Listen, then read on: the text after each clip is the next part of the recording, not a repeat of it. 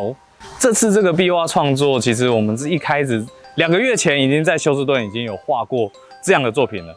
但是这次移来台北市立动物园的时候呢，其实因为墙面跟构图是不一样的，我们把相同的内容放进来，但是我们赋予它不同的故事，是因为这次我们是拆开来，成为这是教育馆的一左一右，所以我觉得它是有点像是门神啊，然后开启这次我们园庆，然后开启这次合作的一个很棒的一个契机吧，它就是一个机会、希望的大门。所以这次我们把一样的概念放在这边，但是重点是，我觉得这次特别的是因为它的面积够大，然后够大，再来就是它墙面上的质感非常好，所以我跟刚走在这个创作的过程非常享受。We're standing here in front of the Taipei Zoo Education Center, and we're really excited to have this mural that we created. As you might know, that Houston and Taipei are sister cities. And there's a lot of relationships layered in that sister city, and one of those relationships is the partnership between the two zoos. So we have the Houston Zoo and the Taipei Zoo working together, and one of the things that was realized is the Taipei Zoo has a herd of female bongos, no male. The Houston Zoo has an extra male bongo named Harris, and the idea was, hey, why can't Harris come here and help grow the population of the bongos? And so that was the genesis of the idea. Thinking, how can we expand on that? How about we now do the next collaboration with Bounce and Gonzo? At the Houston Zoo, there's a wall, not as big as this one, but it's one wall. And the idea was similar to the marathon artwork. Bounce here in Taipei designed digitally his entire side of the mural.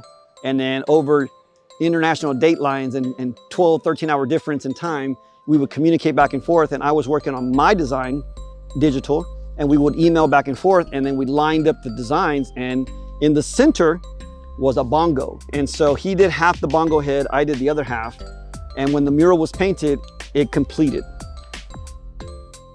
我这次的壁画内容其实比较是以亚洲的动物，那你就会看得到我们这次主角斑哥羚羊一定会有，那再来就是马来采河龟，再来就是红毛猩猩、亚洲象，还有网纹蟒。对，然后你还可以看到一些我们台湾原生种的植物，那个艳红露子百合、台湾萍蓬草，还有台湾山菊。对，就这些我们台湾的原生种的植物啦，还有笔筒树。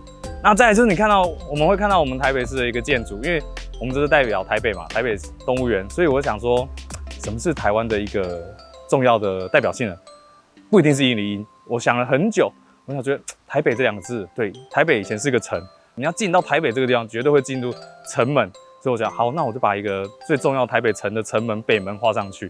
所以看到这是我们属于台北动物园的一个重点的一件作品。There was a list of animals that the Houston Zoo gave us. And that list contained animals that were either native to Taipei or Taiwan, or they were animals that were in both zoos. Bounce chose his particular animals. And when I saw the animals he chose, I then went through the list, and I didn't want to paint the same animals. So I started looking through the list, and I found animals that really resonated with me. So the first animal that will kind of jump out is the pangolin. Now, I will say that the Houston Zoo does not have a pangolin in the collection, but I love the animal. It was on the list, and I said, you know what? I'm gonna paint the pangolin in part of the composition because maybe secretly it'll encourage Houston to somehow get a pangolin in their collection so I can go see it. And I love the animal because it reminds me of, it kind of reminds me of like a dinosaur. It reminds me of an armadillo that we have, another animal in Houston. I just like the idea that he can curl up in a ball. So I put him in there. But in the center, the main figure is the Komodo dragon. As a kid growing up, I was fascinated with dinosaurs. And the Komodo is practically a living dinosaur. I love dinosaurs, I love dragons, and on top of that, I love Godzilla. And so for me, I was like, this animal is perfect as kind of one of the focal points. And on top of that, I made sure he was the biggest in scale to kind of pay homage to Godzilla and my love for the movies. And so in the very far back of the mural, we have the Houston skyline. I wanted to bring a little piece of home here. And so the buildings in the back is the skyline I see every day. In front of the skyline is the Astrodome. So if you're into architecture, you might know that the Astrodome is a very important building because it was the first stadium that had a dome that was enclosed. And there's a lot of great architecture and a lot of firsts. It was the first stadium with air conditioning. It was the first stadium that had artificial grass. So I wanted to show iconic buildings of Houston, and then the Komodo dragon, like Godzilla coming, like, yeah, like we're coming. He's overpowering. Below the Komodo dragon, we have the pink-headed fruit dove. And again, looking at all the animals, I saw a dove, okay, and I looked it up. And typically doves are very neutral in color.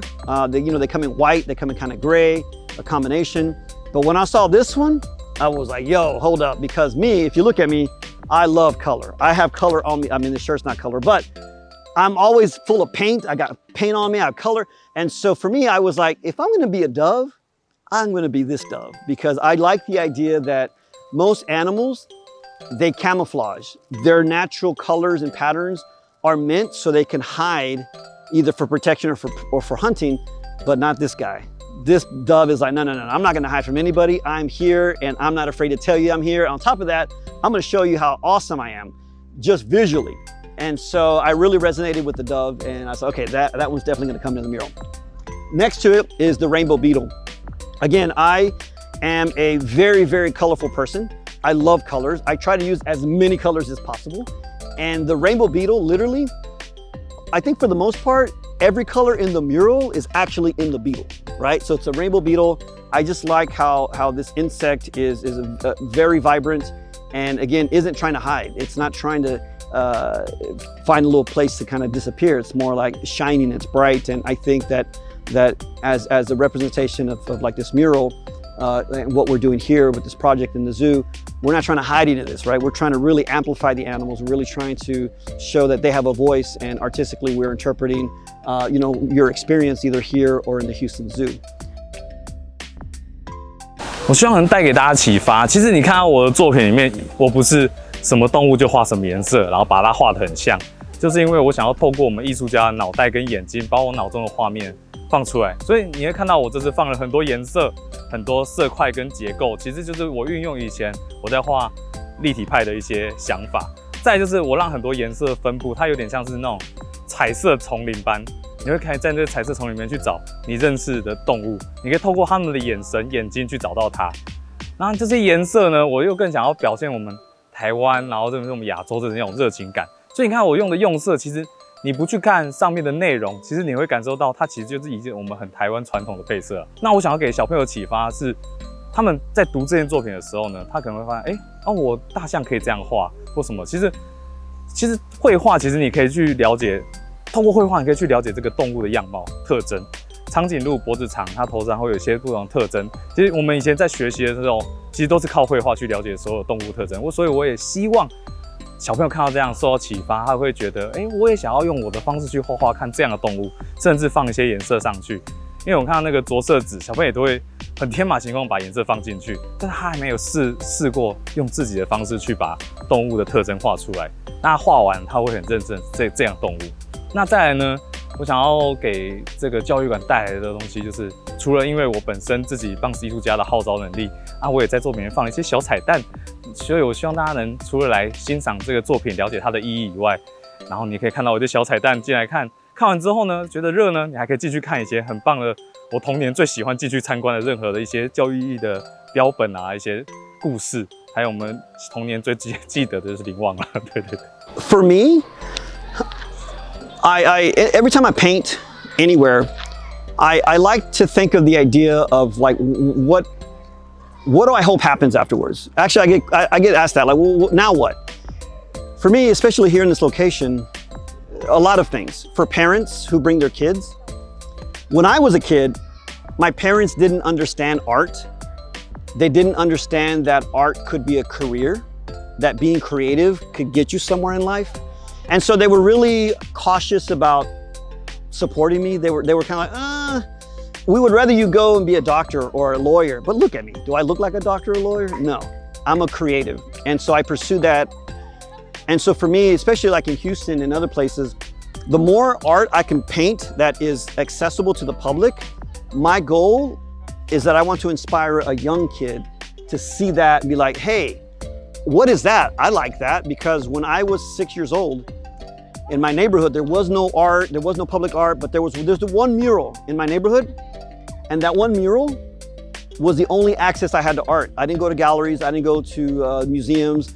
We were on the street and I saw the work, and again, I was a kid and I remember thinking to myself, I don't know what that is, but one day I want to do something like that. And that planted the seed in me to want to grow up to become an artist, even though I didn't even know what that was. I didn't know it was an artist. I didn't know what it was. I just like, that is what I want to do.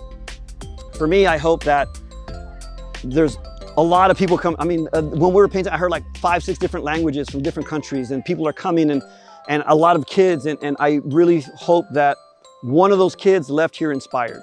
If just one kid left here, saw this and said, I want to do that, then I think the mission was successful. But on top of that, the parents, I would love for the parents to see artists, full adult artists, making a career out of art.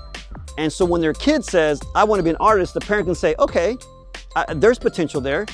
There's a career path. And every mural that we paint, I think, helps to open the door and open the minds of some parents who might not think that being creative is a good direction to go in life. The other thing is, I think with all art, but here at the zoo, my hopes is that this mural, Mine and Bounce's, really sparks curiosity. All art, whether it's good or bad, whether you like it or you hate it, it should spark something inside of you. And hopefully there's curiosity. Like, what are those animals? Let me find out. Let me look them up. Or maybe you already know about the animal and you're like, oh my God, I love that animal. And then you can tell the person next to you all about that animal. But I feel like this mural is opening the gate to conversations. Talk about the animals, talk about the arts. You can critique it. You can critique both murals. We have 2 different styles, 2 different artists, and you can go back and forth and look at the similarities, look at the differences, what sets them apart.